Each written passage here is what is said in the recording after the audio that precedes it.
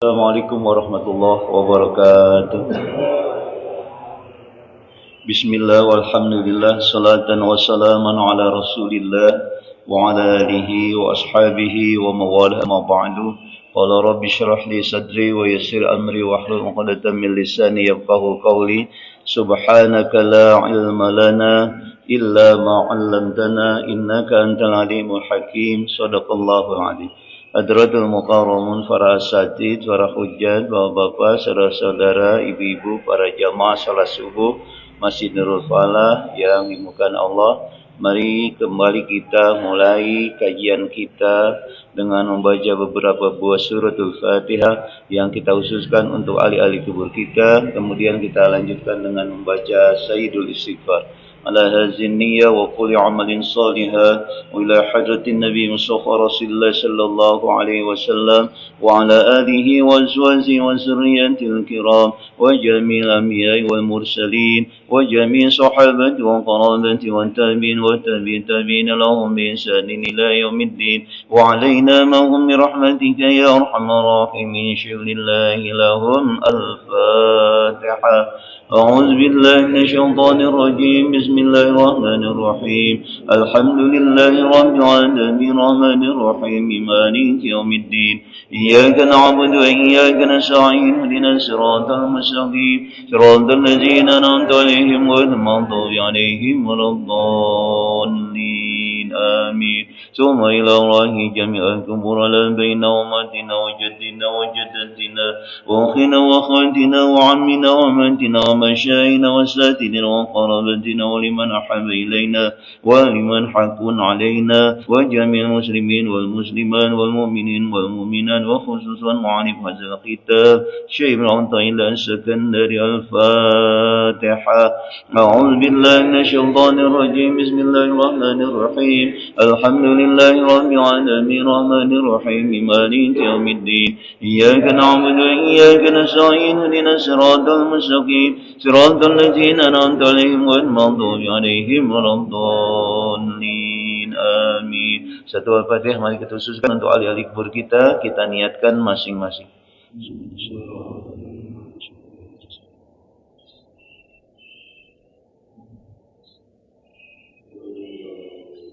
غفر الله ذنوبهم ونور قبورهم ودريهم شيء الله لهم الفاتحة.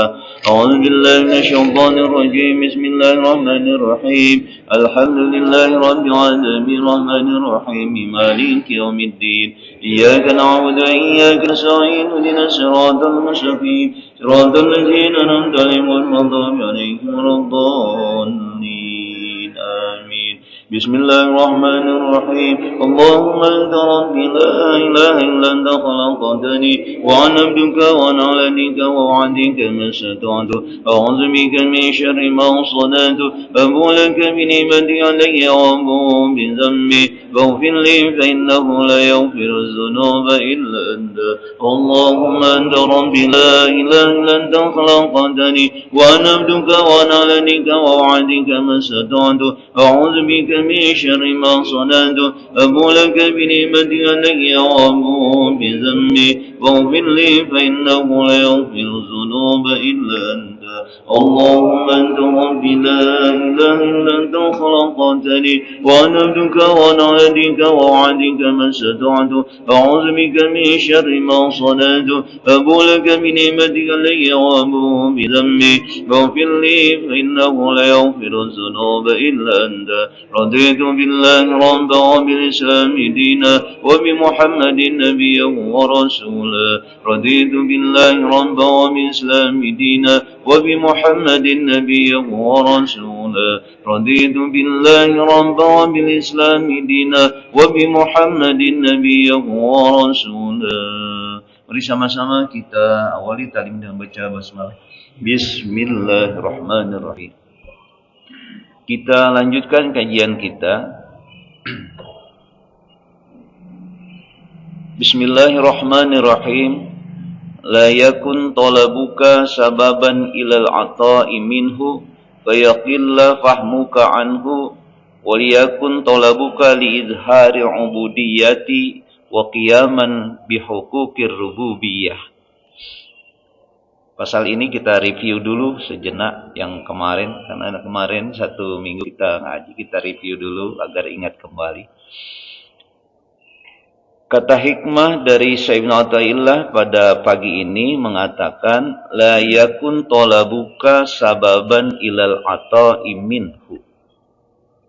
Jangan sampai atau tidak ada talabuka, permintaanmu, doa-doamu yang engkau panjatkan kepada Allah, apapun kepentingan kita, sababan itu menjadi sebab ilal ata'i minhu, sebab kepada dijadikannya pemberian minhu dari Allah. Fayaqilla fahmuka, kalau memang demikian katanya, fayaqilla fahmuka, maka sedikit pemahamanmu anhu tentang Allah.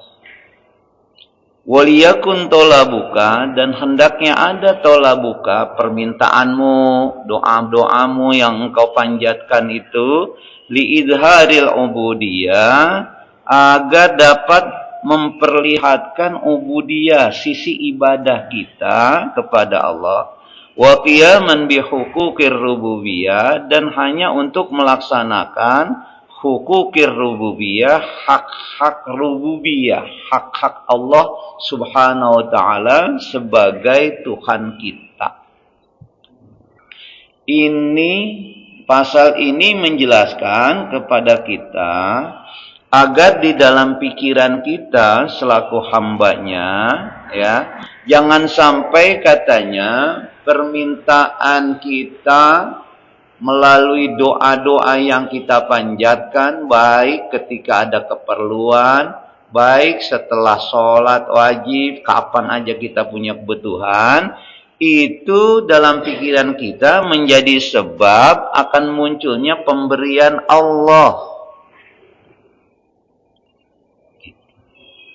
Ya, biasanya kan memang begitu kita, pikiran kita. Hah? Iya, biasanya begitu kita. Ya, jadi apa? Allah kasih kita rezeki, Allah kasih kita sehat karena doa kita.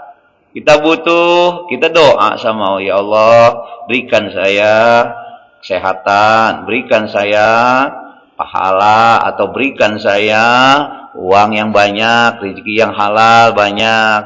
Allah kabulkan. Pengabulan Allah dalam pikiran kita itu biasanya karena doa kita.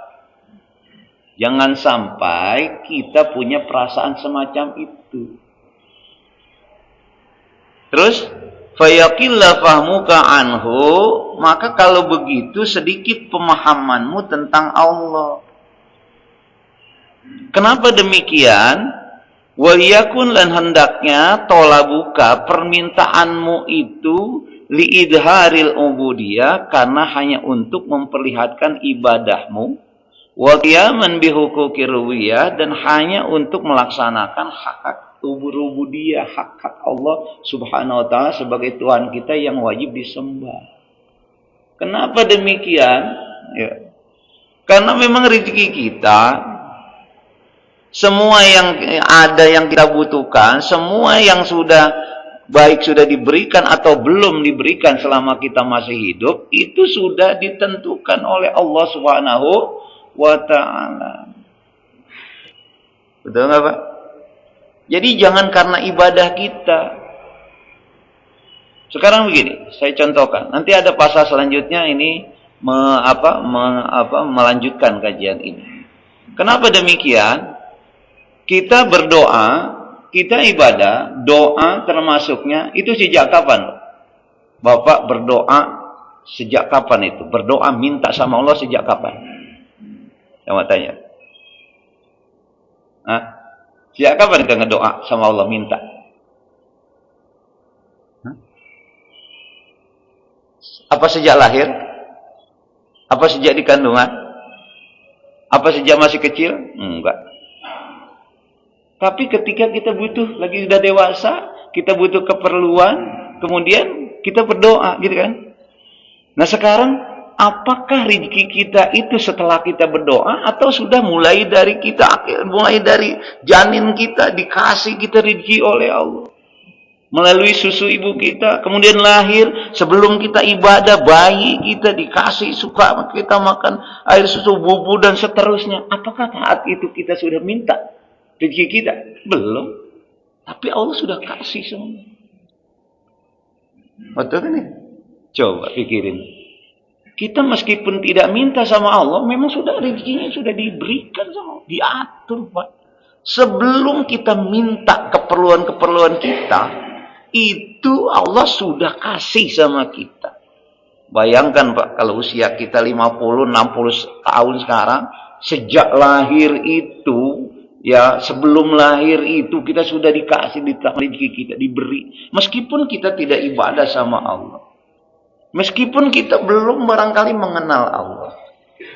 Tapi Allah sudah kasih rezeki kita. Jadi artinya, jangan sampai kata Syekh Ibnu Athaillah, ya, doa-doa yang kita panjatkan itu menjadi sebab Allah berikan kita. Tanpa kita doa pun, tanpa kita minta pun, Allah kasih. Udah, Bapak nggak doa? Satu hari, nggak doa.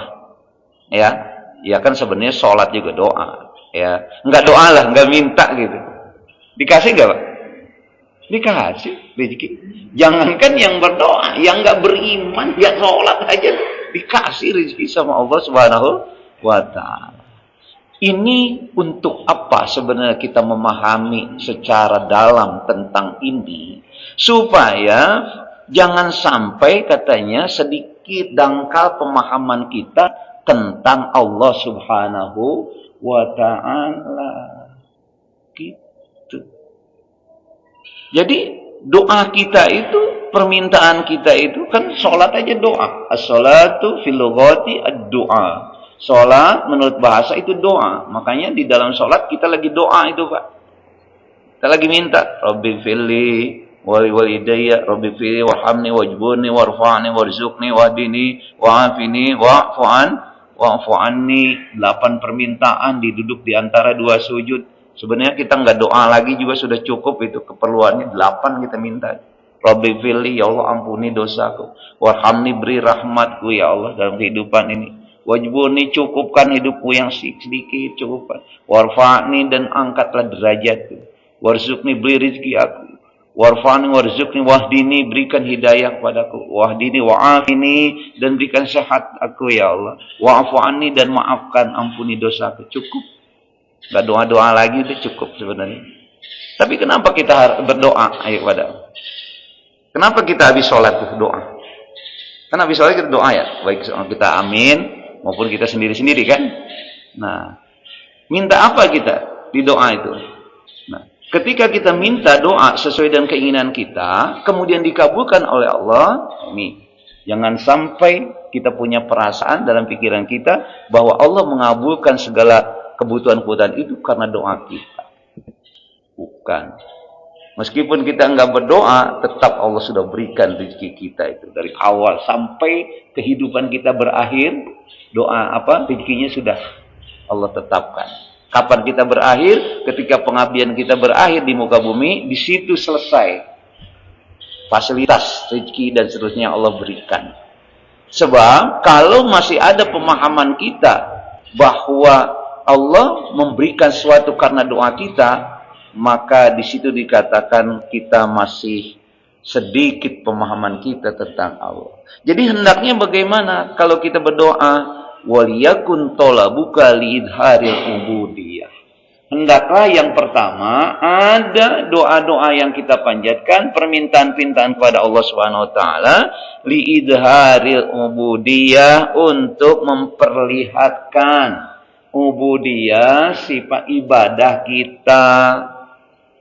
Hanya kita melaksanakan perintah Allah, ibadah kepada Allah. Jadi doa itu hanya bentuknya ibadah.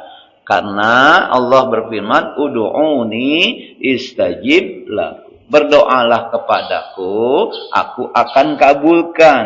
Maksudnya dikabulkan apa itu? Kalau dari sisi syariat, Doa itu berpengaruh kepada apa yang kita minta. Tapi dari sisi hakikat, karena sudah ditetapkan amalnya, sudah ditetapkan rezekinya kita semua, doa itu adalah hanya bentuk ibadah kita kepada Allah Subhanahu wa ta'ala.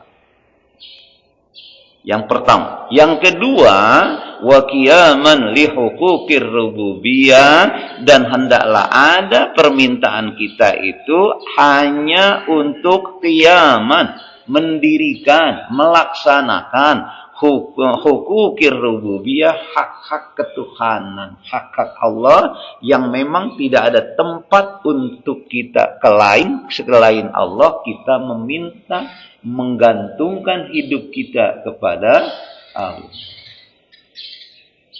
Kalau begitu, berarti kalau kita berdoa, ada nggak orang yang kecewa? Nggak ada. Kenapa kita berdoa kadang kita kecewa? Karena pola pikir kita, mindset kita, doa itu adalah satu usaha kita untuk dikabulkannya permintaan kita. Tapi kalau kita punya pemikiran bahwa doa itu adalah bentuk ibadah, hanya bentuk ibadah kita kepada Allah Subhanahu wa taala, itu menjadi pahala bagi kita. Dikabulkan atau tidak, itu tidak ada masalah. Tugas saya adalah meminta sesuai dengan permohonan, sesuai dengan kebutuhan kita. Hak yang menentukan apakah dikabulkan atau tidak, itu urusan Allah Subhanahu wa ta'ala. Bapak, nggak ada yang kecewa kalau doa. Bapak sering doa nggak? Ada yang nggak dikabulkan? Banyak kan? Pernah kecewa sama Allah? Pernah kecewa nggak? Atau frustasi? Atau kita mengalami, udahlah doa terus, sholat terus, tapi dikabulkan nggak? Malaslah besok sholat. Malaslah ngaji. Kenapa? Karena pola pikirnya doa itu adalah sarana untuk meminta dan dikabulkannya keinginan-keinginan kita. Tapi kalau doanya bentuk kita hanya ibadah saja sama Allah, karena perintahnya memang Allah sudah suruh doa, ya, dan Allah senang kepada orang-orang yang berbuat baik. Doa kan salah satu berbuat baik. Ngedoain orang itu kan berbuat baik. Innallaha yuhibbul muhsinin. Sesungguhnya Allah senang kepada orang yang berbuat baik. Ya minta saja. Doakan kita, doakan orang lain. Itu hanya bentuk ibadah. Jadi kita tidak terlepas dari kungkungan keinginan-keinginan kita. Gitu. Ini banyak keperluan, doa nggak dikabulkan, besok udah nggak sholat lagi. Ngaji juga males. Kenapa demikian? Karena dia merasa doa itu sarana untuk dikabulkannya keinginan kebutuhan kita. Dalam pemahaman akhlak tasawuf, enggak gitu. Doa hanya melaksanakan, memperlihatkan ibadah kita dan melaksanakan hak-hak rububiyah, hak-hak sifat ketuhanan yang harus tempat kita meminta. Allahus Somad. Qul huwallahu ahad, Allahus Somad. Katakan Allah itu satu, Allahus Somad. Allah tempat menggantungkan hidup kita. Gantungkan saja. Sekarang pertanyaannya, kajian subuh ini saya sampaikan. Apakah mindset kita mau berubah atau tidak? Kalau masih kita berdoa, meminta sama Allah, kemudian kita ngambek karena enggak pernah dikabulkan doa kita, berarti fayakilla fahmuka anhu. Berarti cetek pemahaman kita tentang Allah. Jadi meningkat sedikit sekarang. Kita bergeser pola pikir kita berdoa memang dianjurkan. Allah firmankan, ya, berdoalah kamu, ya, aku akan kabulkan. Berdoalah kamu karena aku dekat, hanya melaksanakan hak-hak rububiyah Allah. Pertanyaannya, bisa enggak kita melakukan itu? Kalau bisa, berarti kita sudah meningkat tuh ritual kita, pandangan kita kepada Allah. Tapi kalau belum bisa, berarti kita masih fayakilla fahmuka anhu. Sedikit cetek sekali pemahaman kita tentang Allah. Kenapa demikian? Karena meskipun kau pinta atau tidak, tadi saya sudah gambarkan. Sejak mulai kita di perut kandungan kita, itu sudah Allah kasih rezeki. Jadi rezeki dan kebutuhan kita itu sudah diberikan oleh Allah, ditentukan oleh Allah. Rezeki kita, jodoh kita, umur kita, semua ditentukan oleh Allah Subhanahu wa taala. Kalau kita sekarang berdoa, itu hanya melaksanakan hak-hak rububiyah dan bentuk ibadah pada Allah. Enggak pernah ngambek kalau pikir begitu. Dan ibadah kita semakin panjang kita berdoa, semakin itu bernilai ibadah. Bukankah selama ini kita berdoa itu karena kebutuhan kita, karena masih ada keinginan kita? Kita persembahkan doa kita itu untuk kita, bukan untuk Allah, bukan ibadah. Ini yang harus kita rubah mindset kita, pola pikir kita. Ya ibadah saja. Ya, saya panjangin doanya, doa semakin panjang amin amin, semakin panjang diaminkan itu. Ya kita hanya doa. Semakin banyak lafaz-lafaz yang mengucapkan itu semakin banyak juga permintaan, semakin banyak ibadahnya. Sama seperti baca Quran, semakin banyak kita baca ayat Al-Quran, semakin banyak pahala. Pada aja, serahkan aja sama Allah. Ada orang yang memandang, memahami pasal ini secara subjektif, negatif. Ustaz, kalau begitu ngapain berdoa? Betul Pak? Ada nggak pikir, ngapain ngedoa? Kan Allah sudah berikan pada kita. Nah, kan Allah udah tentuin, ngapain kita doa banyak-banyak? Orang udah tentuin sama kita. Nah, ini yang tadi saya katakan dalam ayat, berdoa itu ibadah. Berdoa itu berbuat baik. Baik doa untuk panjatkan diri kita, untuk keluarga kita maupun orang lain. Ayat menjelaskan, wallahu innallaha yuhibbul muhsinin. Sesungguhnya Allah itu cinta pada orang yang berbuat baik, ngedoain orang baik. Ya, ngedoain istri, anak, keluarga baik, ngedoain kita juga baik. Bapak pernah nggak ngedoain diri sendiri? Sering kan ngedoa untuk kita ya? Sering kan? Sering nggak? Sering kan kita ngedoa, ya Allah berikanlah kesehatan kan ya? Tapi pernah nggak beri hadiah kepada diri sendiri? Wah, jarang. Kadang-kadang kita beri hadiah pada orang aja, diri sendiri lupa. Makanya baca Al-Fatihah itu jangan hanya untuk orang lain. Kan kita baca Al-Fatihah itu sekali-sekali untuk diri sendiri. Baca Al-Fatihah ruh kita. Loh, bagaimana? Jangan mengharapkan orang lain kasih Fatihah sama kita. Kita kan masih hidup. Kecuali kita sudah meninggal dunia. Orang berikan itu Fatihah. Nah, kita ya. Sekarang kita memberikan Fatihah itu pada orang lain. Sama diri sendiri jarang. Makanya jiwa ruh kita itu kasih Al-Fatihah sekali-kali. Al-Fatihah ya ala haziniyah wa qul ya malaysia wa qul Al-Fatihah, kemudian kita niatkan ya kita niatkan pakai bahasa Indonesia aja lah ya. Al-Fatihah ini untuk diri sendiri. Kemudian Al-Fatihah ila nafsi, sebutkan nama kita Al-Fatihah, ruh kita isi dengan Al-Fatihah, ruh kita oleh kita. Bapak pernah nggak? Nggak kan? Jarang kan? Jadi kita nggak sayang sama diri sendiri. Iya, ruh kita sayangin, kasih Fatihah dia. Orang lain belum tentu loh Pak ngasih Al-Fatihah khusus sama kita kan? Nah, kecuali pada orang tua kita yang ahli kubur kita kasih Fatihah, kita hadiahkan Fatihah. Tapi nah diri kita sayangin juga. Iya. Al-Fatihah ila ruhi nafsi. Al-Fatihatu ila ruhi nafsi. Sebutkan nama kita. Zarkasi bin Ahmad Fuad bin Mu'alim Said bin Husain. Kalau bisa kita sebutkan turunan-turunan kita. Gitu. Berarti kita menyayangi ruh kita tuh. Kita nyayangin fisik kita aja selama itu. Betul Pak? Pagi dimandiin, dibersihin dari daki, sore dimandiin, dikasih minyak wangi. Betul kan? Fisik yang dibersihin. Tapi ruhnya pernah nggak hadiah sama ruh kita? Padahal kita terdiri dari fisik dan jasad dan ruh. Jasadnya benar dibersihin, jenggot panjang, kuku dibersihin kan seminggu sekali. Sama ruh Kapan? Jarang gitu. Nah, sekarang kita mulai itu. Ruh kita hadiahin oleh kita. Ya, bisa ya? Kan gampang kan? Ya, kalau kita nggak pakai bahasa Indonesia, Arab, bahasa Indonesia aja, hadiah Fatihah untuk diri saya. Sebutkan nama kita, Al-Fatihah. Gitu, Pak. Jadi kita sayang sama diri kita, karena orang lain belum tentu sayang sama kita. Apalagi kita masih hidup.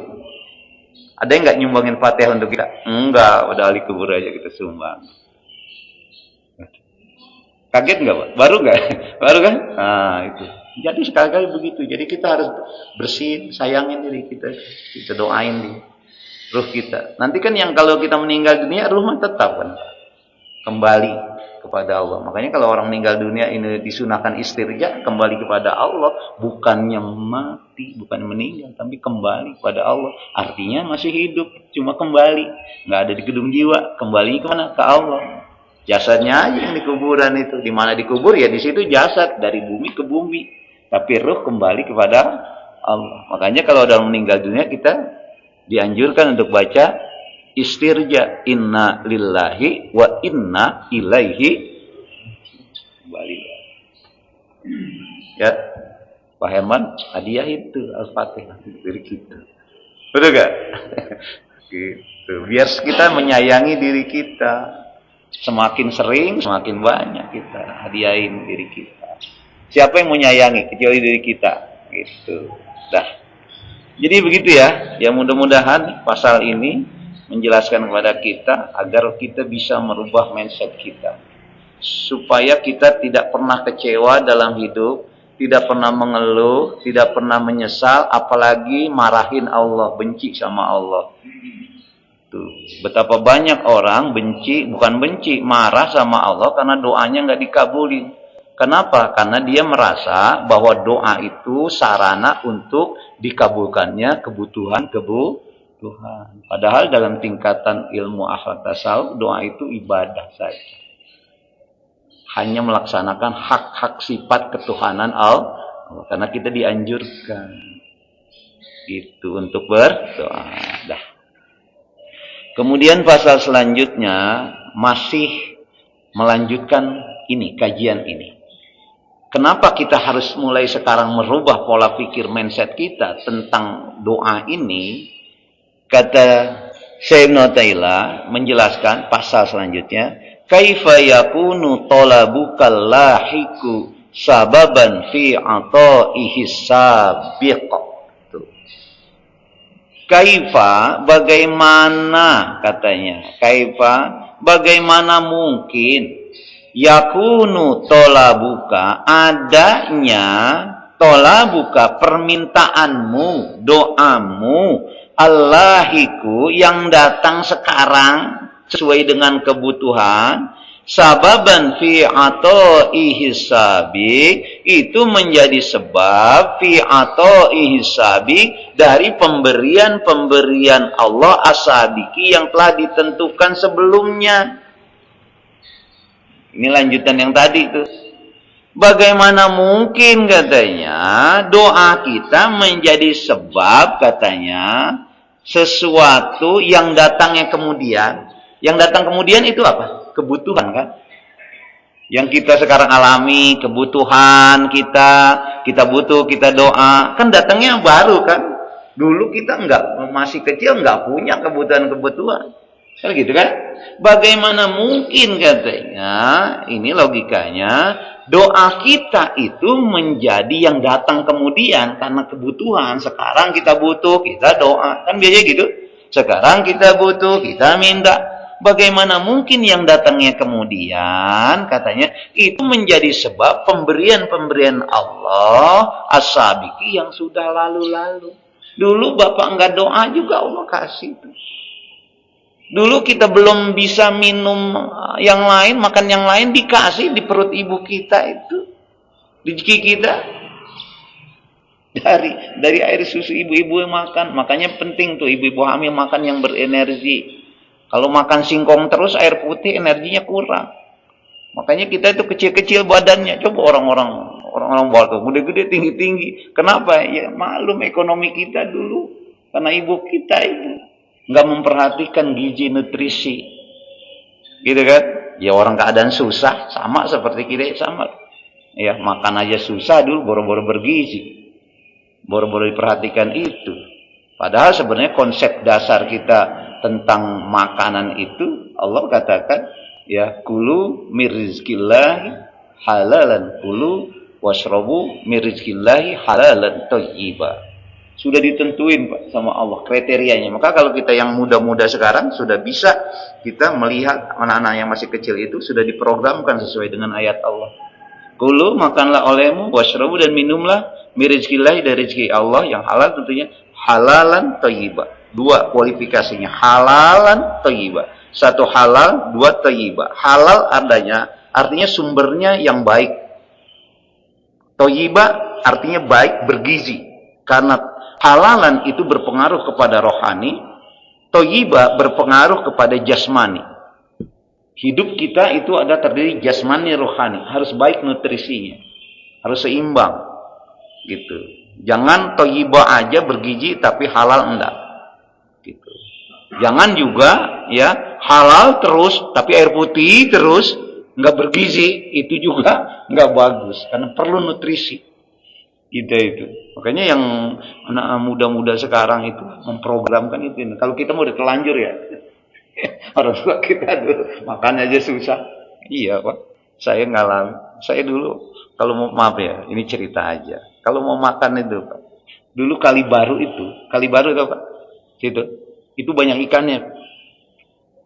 Saya itu kalau pulang sekolah untuk cari makan itu, cari ada nasi itu. Ya, nggak ada lauk, itu ngejala dulu setiap hari, dapat ikan banyak baru makan.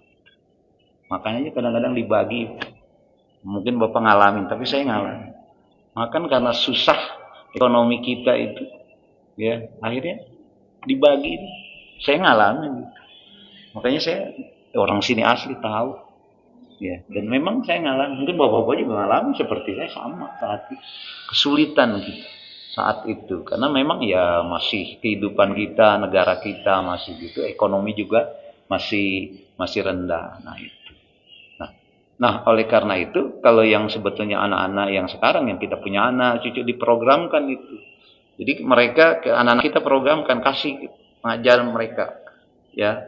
Jadi bagaimana kita menutrisi untuk generasi baik cucu kita menjadi orang-orang yang soleh, menjadi orang-orang yang baik secara IQ. IQ perlu tinggi, Pak. Kenapa demikian? Karena memang tantangan zaman sekarang itu lebih kompleks. Ya, persaingan lebih sangat nih. Kalau dulu kan nggak ada persaingan, masuk kerja aja gampang dulu mah, tinggal mau aja. Sekarang, Pak, waduh. Ya, ribuan yang dibutuhkan cuma 100 yang daftar 5.000 orang gitu. Hampir setiap tahun saya melakukan itu. Iya. Yang diterima cuma berapa di perusahaan 3 orang masuk ke 300 bagaimana? Kenapa? Ya dia perlu cerdas, perlu nutrisi. Kecerdasan itu dan nutrisi. Nah, anak kita tuh udah kasih tahu nutrisinya, ya konsepnya sesuai dengan Al-Quran, gitu. Jangan makin susah. Ada yang punya prinsip sekarang hidup nih susah banget. Jangankan yang halal, yang haram aja susah. Ya kalau begitu gimana kita hidupnya itu? Sudah susah terus jadinya. Jangan Pak, kita ada batasan. Orang Islam gitu ya. Udah, kembali lagi ke ayat ini. Jadi kita bisa berpikir sekarang dari pasal ini, gimana katanya permintaan kita yang sekarang karena sesuai kebutuhan kita minta kan baru nih datangnya. Itu katanya menjadi sebab dari pemberian-pemberian Allah yang sudah ditentukan sebelumnya. Tadi saya sudah gambarkan gitu. Kita kan berdoa itu ya sekarang-karang ini Pak. Sudah banyak kebutuhan, sudah dewasa, kita perlu, kita minta. Padahal dulu kita nggak doa juga Allah sudah berikan rezeki kita. Itu ya. Nah, jadi artinya sekarang yang harus kita garis bawahi dari pasal ini, rubahlah pemahaman kita tentang doa itu. Kalau kita mau ya meningkatkan kualitas spiritual kita. Jadi doa kita ibadah saja, Pak. Bentuk ibadah. Sesuai kebutuhan, iya kita bentuk ibadah, kita panjangin doanya, ya, itu bentuk ibadah dan melaksanakan kewajiban kita, melaksanakan hak-hak rububiyah Allah yang memang tempat menggantungkan diri, tempat menggantungkan hidup kita, tempat kita berdoa dan meminta. Kalau sudah berdoa kita, amin, amin, amin. Dikabulkan atau tidak itu enggak ada masalah. Jangan kita berdoa tapi kita mengharapkan, nunggu enggak datang-datang, kecewa kita akhirnya. Besok enggak doa lagi. Tapi kalau kita bentuk ibadah, pahala. Gitu, investasi akhirat. Bapak punya rekening nggak? Saya yakin punya. Ya, isinya saya nggak tahu. Ya kan? Punya rekening kan kita? Apa ada isinya? Tidak kan? Gitu kan? Tapi rekening akhirat diperhatikan nggak? Jarang. Dilihat, tengok-tengok jarang. Tapi kalau rekening kita sekarang kan mobile banking gampang aja. Kita mau transfer 100 juta dari rumah aja gampang sekarang. Kalau ada uangnya, ya. Nah sekarang rekening kita akhirat dari mana? Ya dari situ, dari doa. Karena dia bentuknya ibadah, tanpa kita sadari kita masuk itu rekening pahala. Gitu. Itu kalau kajian doa ini seperti ini, bentuk ibadah, pahala aja yang ada. Nanti Pak Haji Aris lihat, kok ini ada pahala, rekening masuk. Ternyata dari doa-doa kita Pak, yang habis sholat. Tanpa kita sadari. Gitu. Jelas ya? Sebab kalau nggak begitu nanti kita akan banyak kecewa sama Allah. Kita mengharapkan sesuatu dari ibadah, sebenarnya bentuk ibadah, tapi kita mengharapkan Allah kabulkan. Gitu. Yang lebih nggak enak lagi ketika nggak dikabulkan, udah dia malas ibadahnya. Pernah begitu nggak? Pernah ya? Makanya harus dirubah itu mindset kita. Baik. Udah 2 pasal, 1 pasal lagi. Nah, ini masal ini masih kaitan 3 pasal ini saya sengaja saya sampaikan satu urutan tentang satu materi tentang pemahaman kita tentang doa ini. Nah, bahkan di pasal selanjutnya Syekh Ibnu Athaillah menjelaskan jalla hukmul azali ayyamdofa ilal ilal. Jalla terlalu agung. Hukmul azali, putusan-putusan azali yang telah Allah tetapkan. Kan kita Pak, waktu pas kita lahir ke muka bumi itu, udah ditentuin tuh Pak. Kita jodoh, kita kapan kita lahir, kapan kita meninggal. Semuanya ditentukan untuk kita. Itu namanya hukmul azali. Hukum yang lalu, yang sudah ditentukan. Jangankan kita Pak, daun yang jatuh dari pohon itu sudah ada azalnya oleh Allah. Kitanya nggak tahu. Kita yang nggak paham tentang itu, semuanya Allah sudah tentuin, Pak. Nah, jadi katanya sungguh terlalu agung putusan-putusan di hukum azali yang lalu yang Allah sudah tentukan sebelum kita dijadikan makhluk, sebelum kita dijadikan manusia, itu sudah ditentukan oleh Allah Subhanahu wa taala.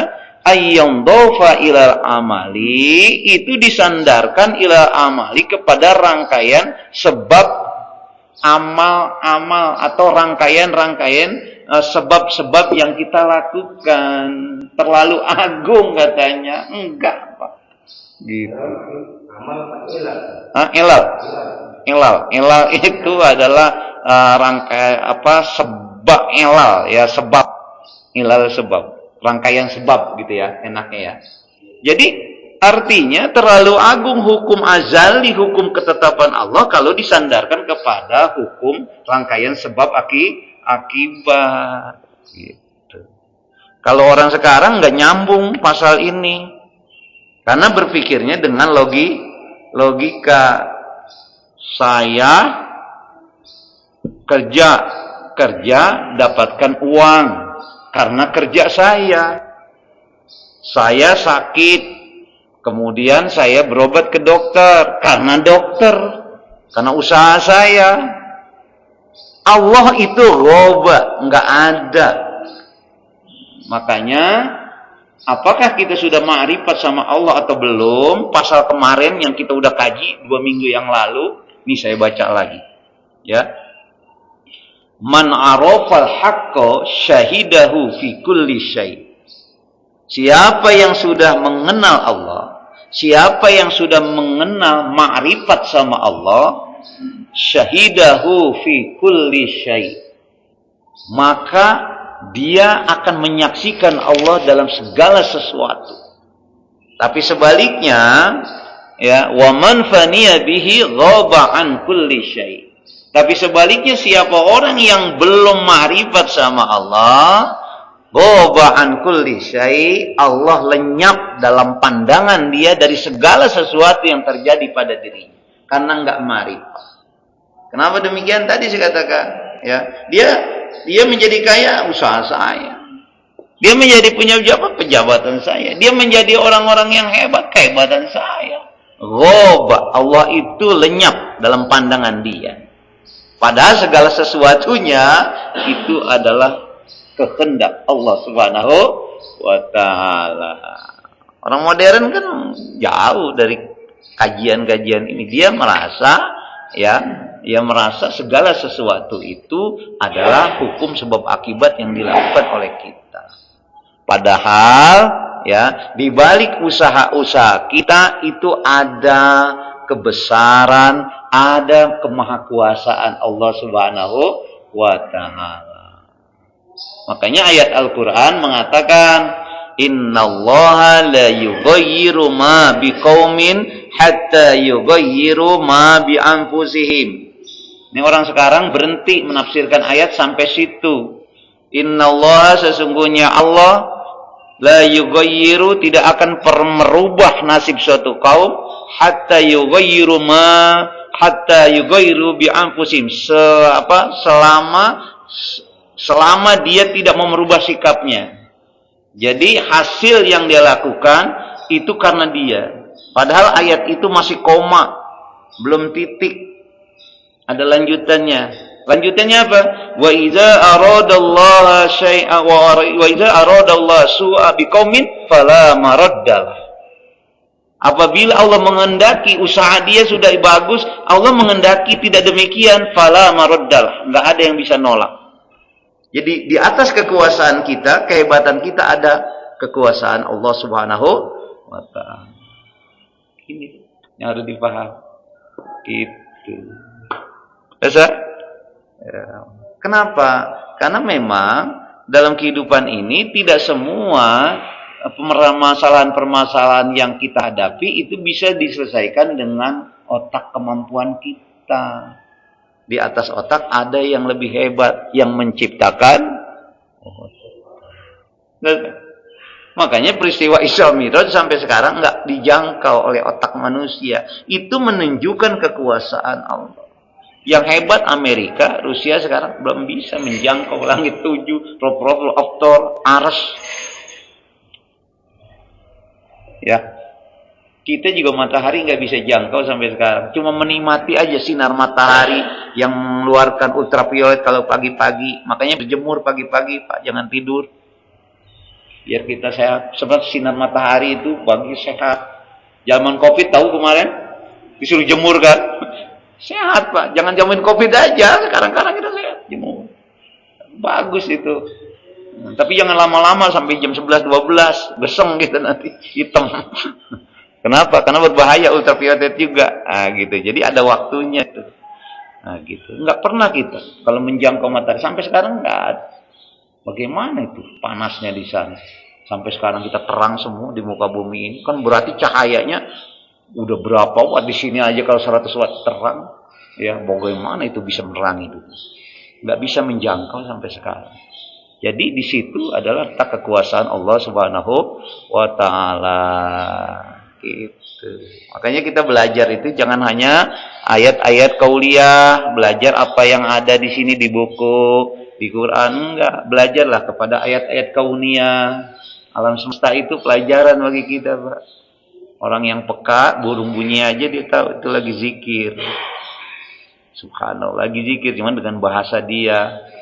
Ya, tapi kita nggak paham. Gitu. Turunnya hujan ngeluh nggak kemarin? Ada yang kebanjiran nggak? Banjir ya, ngeluh nggak? Ngeluh kita, ya kan? Padahal banjir itu sebagian orang itu jadi rezeki.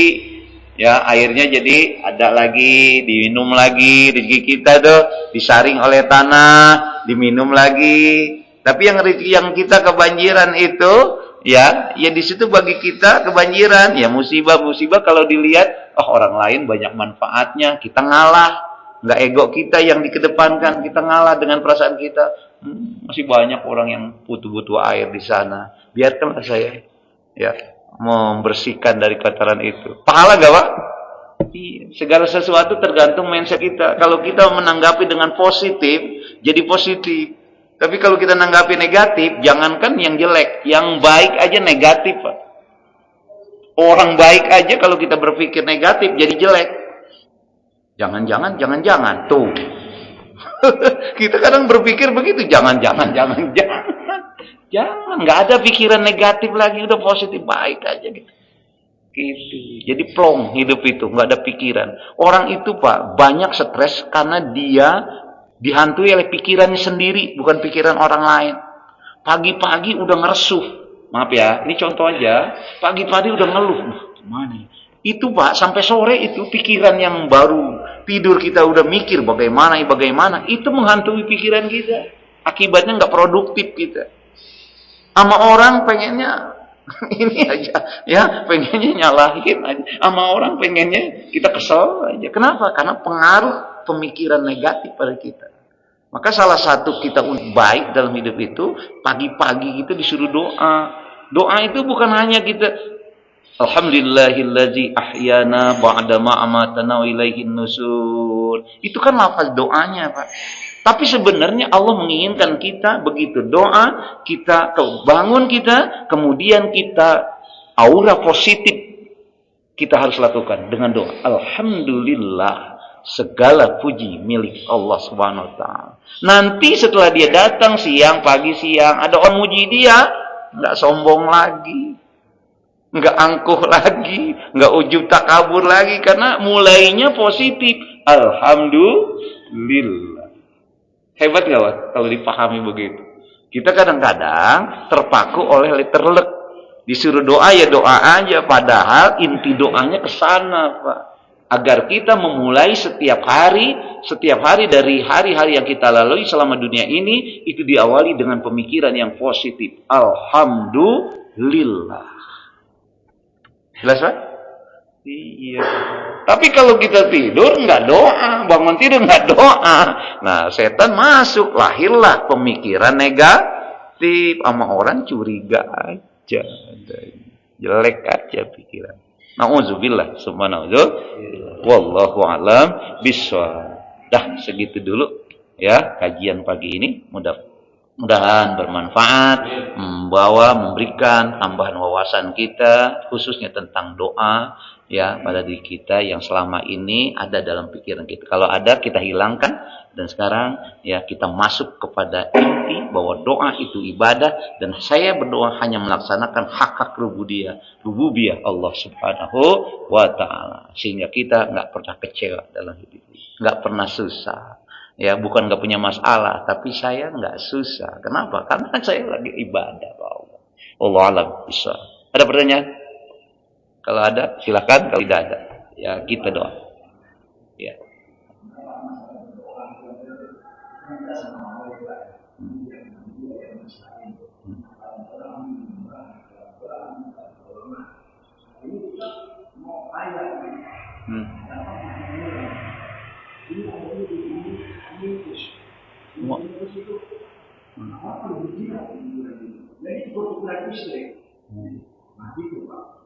Satu ya, yang dua. Kita selalu harus patuh lima. Itu kalau kita menggunakan Indonesia, itu tidak di Jakarta. Itu kalau pun saya diceritain teman saya yang dari sana. Jadi kalau patung lima, kalau patung Bima itu apa ya? Patung lima. Di mana itu? Apa ada di sana saya ada diceritain. Ayo. Saya lupa mana. Kalau kata mereka itu katanya jangan di Jakarta, katanya nggak berhasil. Nah itu Pak. Karena itu pendek Pak. Itu nggak berhasil Pak. Itu gimana Pak? Satu berzina dengan membungkus ibarat istri, satu pengen kaya. Dua mereka penisima. Karena dia sama mulai sama. Ya orang Islam. Iya. Yang paling berat dakwah itu tugasnya adalah mengislamkan orang Islam. Ya, saya katakan. Mengislamkan orang yang lahir dalam keadaan Islam. Padahal status dia sebenarnya dalam tanda kutip ya, Islam keturunan. Yang sulit begitu dakwahnya. Sebab dia sudah tahu karena masuknya lahirnya Islam, sudah tahu Islam itu dari katanya, dari tradisi-tradisi yang ada itu dianggap itu tradisi Islam. Jadi kalau dakwah sama orang-orang yang non-Islam, dia masuk ke Islam itu dengan keyakinan.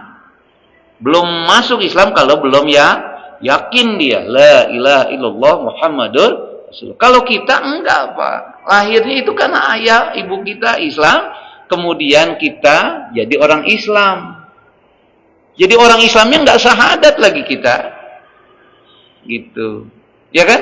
Enggak pernah kan kita menyatakan mengikrarkan, cuma syahadat kita itu dibuktikan dengan salat kita udah syahadat 17 kali gitu. Apakah perlu syahadat lagi? Ya enggak. Tapi kalau zaman Rasul, perlu di hadapan Rasul itu. Orang masuk Islam di batan Rasul itu syahadat. Kenapa? Karena sebelumnya orang kafir. Tapi kalau sekarang kita udah Islam, enggak perlu syahadat lagi.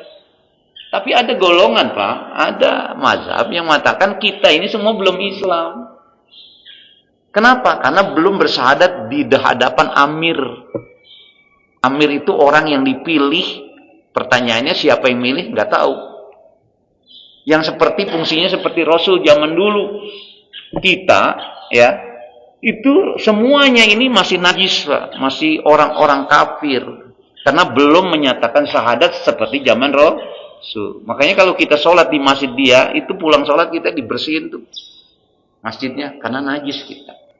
Nah inilah yang katakan dakwah terberat itu mengislamkan orang Islam. Kenapa? Karena sebelum Islam ada paham animisme, budaisme, ya, paham-paham inilah yang mempengaruhi dalam keseharian orang Islam yang menyatakan Islam. Makanya itu ada Gunung Kaukus ya, apa? Gunung apa namanya? Nah, semacam gitu itu ada. Kenapa? Karena memang ada keyakinan sebelum Islam.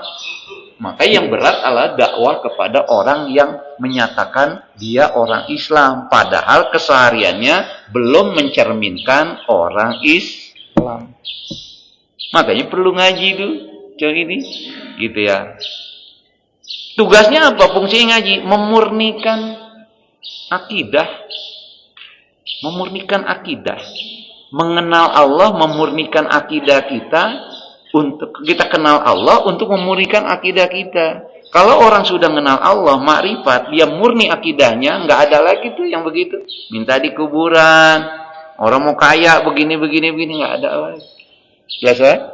Iya, gitu ya. Jalan.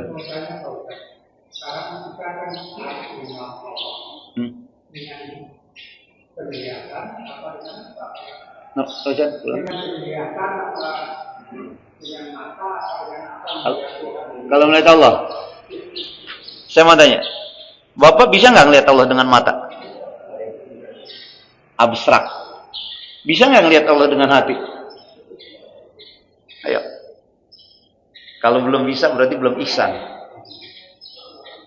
Salat kita kan wajib ihsan ya. Anta buddha ka'anallah yarab fa illam takun yarab fa innahu yarab. Beribadahlah kamu, sholat dalam hal ini adalah seakan-akan engkau melihat Allah. Meskipun kita tidak melihat Allah, tapi Allah melihat kita. Sekarang melihat kita dengan apa? Dengan mata. Nggak pernah ada. Nih, kolbun. Ya, makanya kita sekali-kali banyakin merem. Sekarang ini banyakin merem. Kenapa? Karena bisa memfungsikan mata hati. Supaya Allah besar, kita melihat Allah fi kulli syai'. Tapi kalau dengan mata ini yang kelihatan itu hanya makhluk-makhluk ciptaan Allah. Tapi kalau kita merem ngelihatnya hati, di situ Allah. Nah, kalau mata ini banyak nipu kita, pandangan lahir kita. Tapi kalau ini enggak. Jadi dengan kolbun kita. Maka saya katakan besarkan Allah di kolbun, jangan hanya Allahu Akbar di lisan. Tapi di sini kecil. Tapi kalau di sini Allahu Akbar besar di hati sudah. Kalau Allah sudah besar, yang lain kecil semua. Udah saya? Gitu. Allah alam bisa. Iya, gitu. Ya, mari sama-sama kita akhiri tali ini dengan doa. Bismillahirrahmanirrahim. Alhamdulillahirabbil alamin. Hamdan syakirin, hamdan na'imin.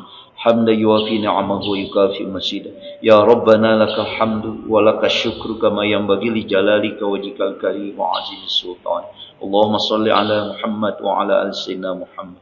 Allahumma ighfir lana dhunubana wa li walidayna warhamhum kama rabbawna shighara. Allahumma ij'al jam'ana hadza jam'an marhuma wa tafarruqana min ba'dihi tafarruqan ma'suma. Allahumma anfa'na bima 'allamtana wa 'allimna allazina yanfa'una wa zidna ilman nafi'a. ربنا لا تدع لنا ذنبا إلا غفرته ولا هما إلا فرجته ولا عسيرا إلا يسرته ولا حاجة إلا قضيتها يا أرحم الراحمين. ربنا تقبل دعانا إنك أنت السميع العليم وتب علينا إنك أنت التواب الرحيم. ربنا هب لنا من أزواجنا وذرياتنا قرة أعين واجعلنا للمتقين إماما. ربنا آتنا في الدنيا حسنة وفي الآخرة حسنة وقنا عذاب النار. سبحان ربك رب العزة عما يصفون وسلام على المرسلين والحمد لله رب العالمين. Mari sama-sama kita akhiri talmin dengan baca doa kafaratul majlis. Subhanakallahumma wa bihamdika asyhadu an la ilaha illa anta astaghfiruka wa atubu ilaik. Kurang lebihnya mohon dimaafkan. Wassalamualaikum warahmatullahi wabarakatuh.